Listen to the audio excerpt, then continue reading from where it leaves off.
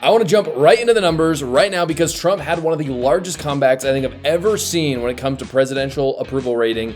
Here are the polls. I'll put them up on the screen for you to see right now. So here are some of the poor polls that he had earlier this week, and they're actually really scary for Republicans, and you'll see how much they changed. So this is by CNBC. President Trump had a overall approval rating of 44%, which is not great. It's kind of in the middle. He was at like 52% when he started out. Joe Biden at the end was like 37. So he's like right in the middle.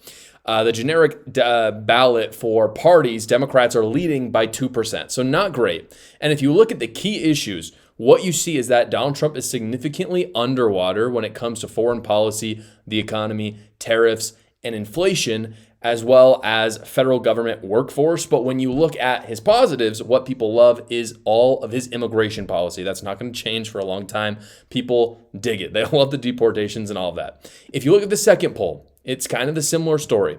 It says for the first time since May 2021, more voters trust Democrats than Republicans to handle the economy. And you can see here, it's not by a lot, but it's by like 1%, 3%. And most people, what they're scared of is trade. It comes down to the tariffs for the most part. And we'll talk about that in just one second. But I want to show you the insanely good polls that just came out today. So this, for some context, was like 4 days ago. Now this is what came out more recently. You see that Donald Trump now has a 51% approval rating, which is really good. Anything above 50 is fantastic. And you can even see, this is by the same polling company, so this isn't different polls.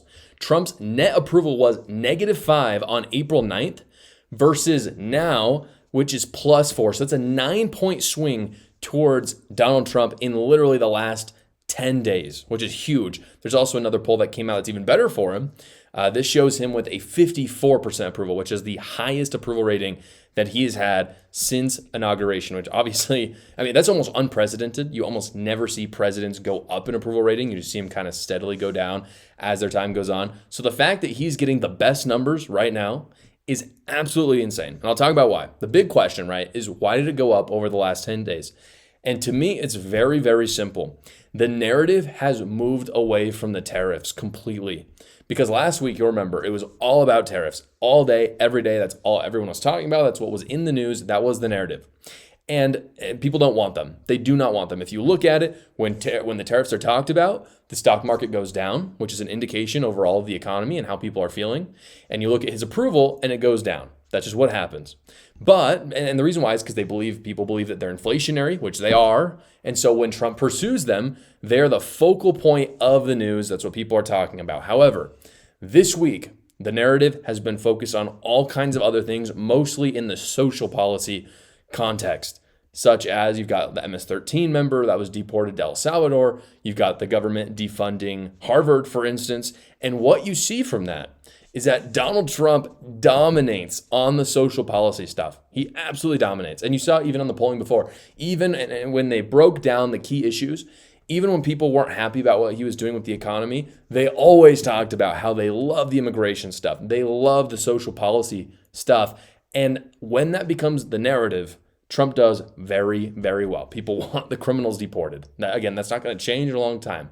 But they just want them deported. They want the woke stuff out of universities, all that. What they don't want is their tax money going towards woke universities. They hate that stuff. So in any case, that is indicative of what's happening with the polling right now. And here's the deal. These are the easy wins for Trump. They're so easy. And that's why his approval is skyrocketing right now. It's why he needs to focus on that for his presidency. The tariff stuff is not good. Trump needs to abandon that stuff completely. Because at the end of the day, when you're elected, you have the responsibility of doing what people want and what you believe is good for the country as well.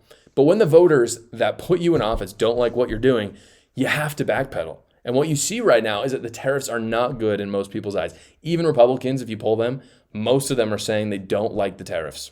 Most Trump voters, I believe, are not saying they like the tariffs right now. So if you're Republicans trying to win with the midterms, or if you're Trump and you're trying to leave a good legacy behind, maybe you want J.D. Vance to run for president in 2028 and be successful, you have got to pull through when it comes to the social policy, and you got to leave the tariffs aside. These polls prove that. Fight the culture wars, keep doing what you're doing, and throw the idiotic tariff stuff to the curb. No one wants them. There's no evidence they work. The only time, and I'll put this caveat on there because I know someone's going to comment, the only time that we should have them is on China. And I think most Americans, I think if you look at the polling for that as well, most Americans believe that China needs tariffs on them because they're our number one enemy at the end of the day.